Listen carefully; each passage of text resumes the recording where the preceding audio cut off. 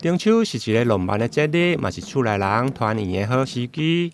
台南市小东里伫个里长于天祥团队的策划，延续举办中秋节无限卖的活动。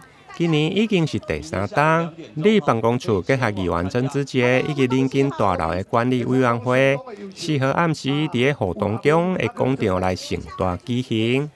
之所以我们用这种形态来展现我们庆祝每年庆祝中秋节的活动是因为我们想其实就是想与众不同，每个里都烤肉或者这个办桌，但是我们想一方面也是响应政府节能减碳的政策，一方面更是想让我们里民有不同的感受不同的一种过节方式，能达到更加欢乐、更加快乐一个过节的气氛。现场出席的贵宾包括中央甲地方的民意代表，以及东区的区长、卫生局副局长拢亲自到场，肯定这项有意义的活动。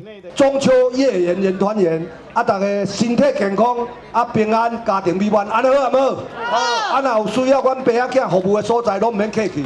只要你来到我服务处，人民的小事就是阮爸仔囝的大事。而且感谢大家，祝大家中秋快乐，月圆人团圆。所有的好朋友，中秋佳节，月圆人团圆，健健康康，平平安。也祝福我们里长明年心想事成。于天祥里长伊做里长了后呢，对你来，不管是光明公园遐，还是咱家伊办活动办了真好，互规个小东里呢变年轻。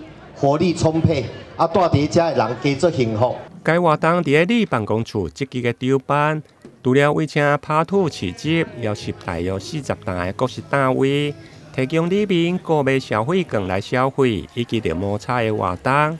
现场还有侪表演团体，包括太鼓、华丽民俗舞蹈，甲着奇幻气球达人秀等，互里面提前来欢度中秋的晚会。台南新闻林英根采访报道。